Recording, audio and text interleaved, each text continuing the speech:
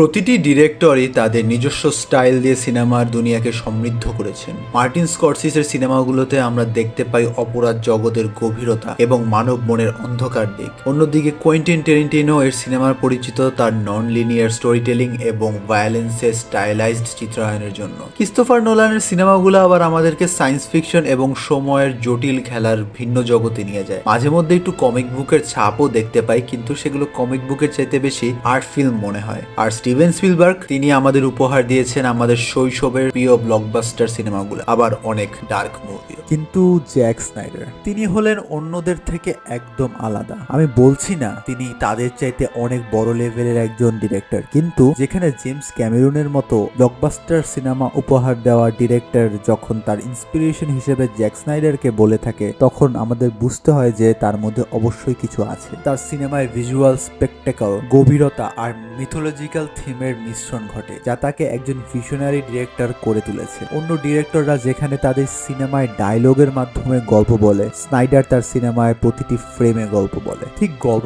বলেন না, তিনি গল্প আঁকেন। 300 এই সিনেমা জ্যাক স্নাইডারের ক্যারিয়ার অন্যতম মাইল ফলক, কিন্তু সেখানে যাওয়ার আগে অবশ্যই তার প্রথম দিকের সিনেমা ডন অফ দ্য ডেড নিয়ে কথা বলার আগে। সামান্য একটা জম্বি মুভি, কিন্তু সেটাকে স্পেকটেকল বানিয়েছে তার ভিজুয়ালাইজেশন। খুবই নর্মাল একটা স্টোরি, কিন্তু সেটাকে যেভাবে ধারণ করা হয়েছে ক্যামেরার মাধ্যমে, সেটা দুর্দান্ত। ক্যারেক্টারগুলোকে তার নিজের স্টাইল, নিজের বুদ্ধি দিয়ে সে অমৃত করে তুলেছে। যখন আপনি সেই সিনেমাটা দেখবেন, আপনার মনে হবে যেন আপনি কোনো মুভি দেখছেন না, আর্ট দেখছেন। 300 এর ক্ষেত্রে আমি বলবো এই সিনেমায় তার শুটিং স্টাইল পুরোপুরি স্পষ্ট হয়। আগেরটাতে আমরা হালকা তার জাস্ট ছোঁয়া পাই। আপনি দেখবেন ধীরগতি অ্যাকশন, যেখানে প্রতিটি মুভমেন্টকে অত্যন্ত যত্ন সহকারে ক্যামেরায় ধরা হয়েছে। আমরা সবাই জানি যে সে একটু ডার্ক মুভি বানাতে পছন্দ করে, আর সেটার উৎপত্তি হয়েছে এই মুভির মাধ্যমে। ঠিক যেমন 300 গ্রাফিক নভেলটা মনে হচ্ছিল যেন কমিক বুকের ফ্রেমগুলোকে সে তুলে ধরেছে। প্রতিটি শট যেন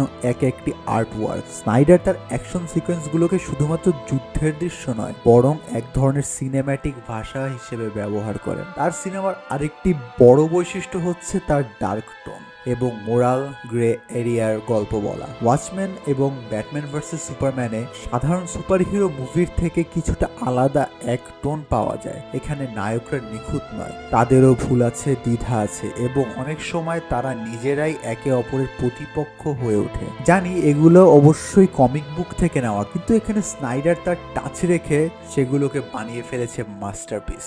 অবশ্যই আপনারা সবাই আমার সাথে এগ্রি করবেন না, কারণ সবার সব ধরনের মুভি ভালো লাগে না। ঠিক যেমন ম্যান অফ স্টিল হচ্ছে আমার কাছে এখন অব্দি আসা বেস্ট সুপারম্যান মুভি। এখানে সুপারম্যানকে কতটা ভালোভাবে দেখানো হয়েছে সেটা একজন কমিক বুক লাভারই বুঝতে পারবে। কতটা গ্র্যান্ড স্কেলে কিন্তু খুবই কাব্যিক ভাবে সে সুপারম্যানকে এখানে ধারণ করেছে। আমরা জানি যে সুপারম্যান একজন এলিয়েন, কিন্তু তার জন্য আমরা খারাপ ফিল করি, কারণ তাকে ওইভাবেই চিত্রায়ন করা হয়েছে। অপরদিকে জাস্টিস লিগের কথা যদি বলি, সেটাও দুর্দান্ত হয়েছে। I am not talking about the theoretical cut Justice League, I am talking about Justice League Snyder cut. এটার ব্যাপারে একটু পরে আসছি। তার আগে আমি তার স্ক্রিপ্টের ব্যাপারে হালকা কথা বলতে চাই। তার স্ক্রিপ্ট লেখার বৈশিষ্ট্যগুলোর মধ্যে সবচেয়ে লক্ষণীয় হচ্ছে visual heavy storytelling. Zack Snyder তার সিনেমায় খুব কম ডায়লগের মাধ্যমে কাজ চালিয়ে দিতে পছন্দ করেন। সংলাপের বদলে তিনি ক্যামেরা এবং চিত্রের মাধ্যমে গল্প বলতে বেশি আগ্রহী। তার প্রতিটি ফ্রেম এমনভাবে তৈরি করা হয় যেন তা অনেক অর্থপূর্ণ। সেম ধাঁচের আরেকজন ডিরেক্টরের কথা এখানে বলতে পারি, হু ইজ জর্জ মিলার, যার ম্যাড ম্যাক্স সিরিজ দেখলে আপনি বুঝতে পারবেন যে আমি কেন এই কথাটা বলেছি। স্টুডিওর চাপের মধ্যে থেকেও তিনি তার নিজস্ব ভিশনের প্রতি অবিচল থেকেছেন। জাস্টিস লিগ স্নাইডার কাট তার সেই দৃষ্টিভঙ্গির উদাহরণ। মূলধারার প্রত্যাশা আর স্টুডিওর পরিবর্তন সত্ত্বেও তিনি নিজের 4 ঘন্টার সিনেমা তৈরি করেন, যা তার বিশাল সিনেমাটিক দৃষ্টিভঙ্গিকে পূর্ণতা এনে দেয়। এটা শুধু একটা সিনেমা নয়, স্নাইডারের একটা ভালোবাসা তার ফ্যানদের প্রতি। ইভেন দো সে তার ফ্যামিলি রিলেটেড অনেক প্রবলেমের থ্রু এখানে গিয়েছেন, তারপরও সে তার কাজের প্রতি ছিলেন 100% অনেস্ট। তার ক্যামেরার মুভমেন্ট আর সিনেমার আলো এক মনোমুগ্ধকর কাব্য।